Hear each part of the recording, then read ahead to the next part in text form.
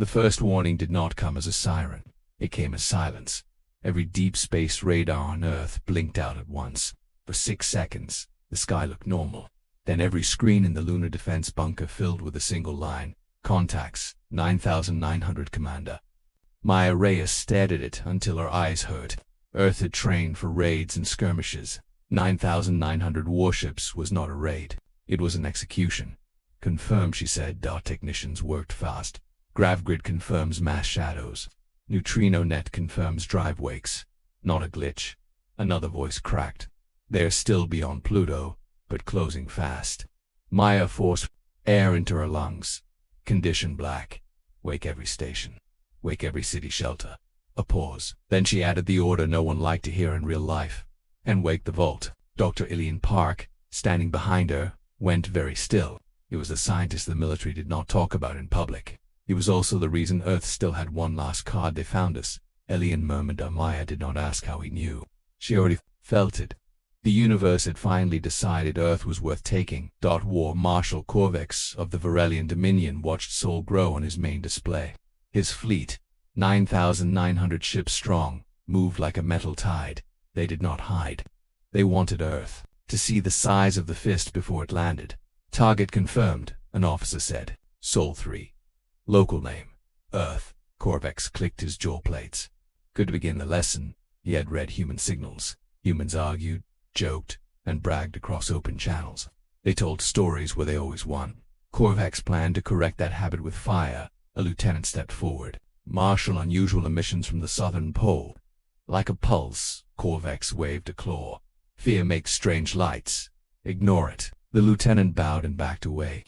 The pulse continued anyway, slow and steady, like a heart that refused. 2 stopped. Earth did not meet the fleet with a grand line of battleships. Earth met it with layers. Old mining satellites became railgun platforms. Solar mirrors shifted their angles.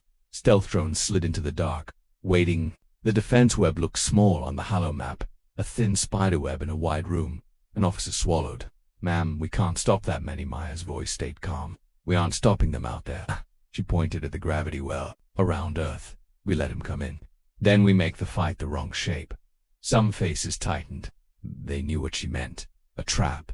Under the Antarctic ice, ELIAN PARK stood before a sealed door with 3 locks. The sign on it was plain, because plain warnings were the ones people believed do not open without authorization. ELIAN pressed his palm to the scanner. The last lock released with a soft click. The chamber beyond was warmer than it should have been. It smelled faintly of rain on metal. In the center lay a creature too alive to be called a machine. Wings folded like blades. Scales dark as space, traced with embithen lines beneath. A long head resting on its claws. A dragon. Not a myth, not a costume. A space-born predator built by nature or by something older than nature. ELIAN stepped closer and spoke carefully. SKYFIRE the dragons. Eyelids twitched. A breath left its chest, deep enough to vibrate the floor. Maya's voice came through a speaker in the wall. ELIAN's status. It hears us, ELIAN said. It's listening. Maya hesitated. Can it fight? ELIAN swallowed. It can, he said. But it won't unless it chooses us. He opened a small case and lifted out a warm crystal shard etched with tiny marks. A promise, written in a language that did not fit human throats. ELIAN held it up. We kept our side, he whispered. Now we ask. SKYFIRE's eyes opened. They were not like human eyes. They were like deep space, with a ring of pale fire around the dark. A thought pressed into ELIAN's mind. Heavy and clear. You wake me for hunters. ELIAN's hand shook, but his voice stayed steady. Yes, he said. They came to kill us, and they will kill you too if they learn you are here. A long pause. The dragon stared, judging the small creature that dared to speak. Then SKYFIRE lowered its head until its brow touched the crystal. Pramas remembered. ELIAN exhaled hard. He tapped his cum. Maya, he said. It's awake. The Dominion's first strike arrived as falling stars. Thousands of kinetic slugs crossed the void. Outer platforms died in white flashes. Stations vanished into fire. On the bunker's map, friendly icons went dark in lines. Hold the core web, Maya ordered. Bring survivors home. Do not chase. Her officers obeyed. Escape pods launched. Rescue drones ran hot. Earth took the hit and did not panic. because panic was exactly what the Dominion expected. KO. Arvex watched Earth's outer ring crumble and smiled. As predicted, he said, advance to low orbit. I want them to see our hulls. As the fleet moved inward, the night sky over Earth became crowded. Shelter cameras showed moving lights like a second, angry constellation. People prayed in 100 different ways. People who never prayed before prayed anyway. Maya watched the approach and waited for the exact moment. Timing was her strongest weapon. Phase 1, she said. Across the system, thousands of tiny satellites unfolded. They released smart metal threads so thin they were almost dust. The threads formed loops and spirals along the fleet's path. Invisible unless you knew where to look, Korvex's sensors noticed too late. Unknown structures deploying, a lieutenant warned. Korvex snorted, fired through them. Dominion guns lit space. Shots sailed through empty darkness. The threads were too light to track, too quiet to target. Then the first Dominion destroyer touched the web. The threads did not burn, they did not break. They anchored. The destroyer's engines flared. It could not move. Another ship drifted close, tried to correct course, and caught the same threads. Then another, then a dozen. The Dominion's perfect formation began to tangle. On the bridge of the flagship, voices rose. Ships are stalling. Thrusters. Can't free them. Marshal. Collision risk. Korvex snapped. Cut drives. Break formation. But his fleet had been trained for speed, not a restraint. Ships that cut drives drifted into ships that did not. Thrusters fired in panic. The assault fan became a swarm. Then Korvex did something smart. Burned the threads. He snarled. Hundreds of Dominion support craft released flare mines, small spheres that burst into hard radiation. The bursts did not hit every strand, but they hit enough.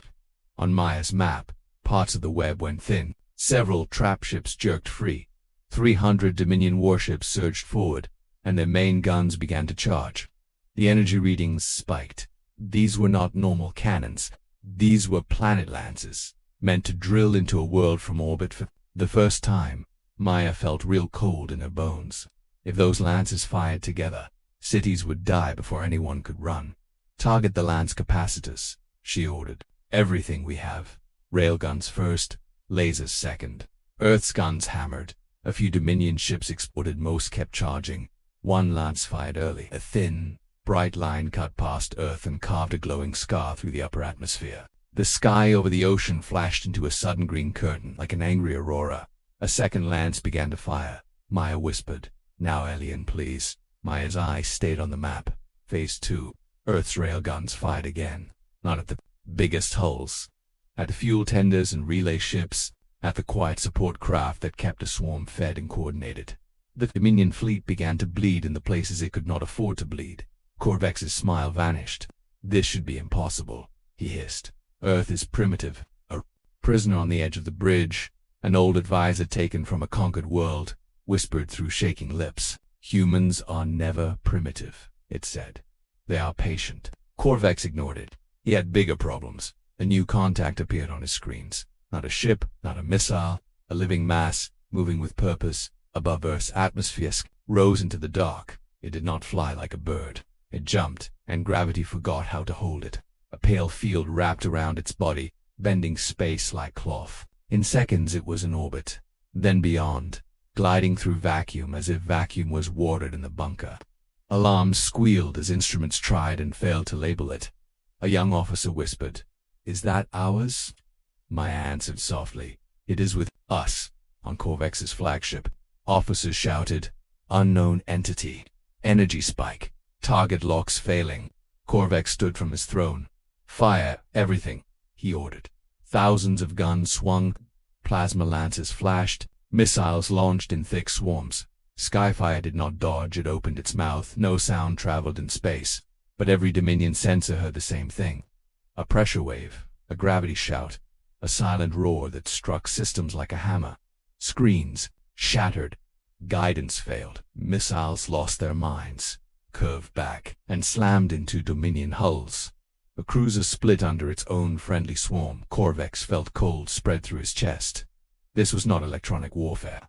This was something that spoke directly to physics. SKYFIRE banked once and swept a wing over a cluster of stalled destroyers. Space rippled.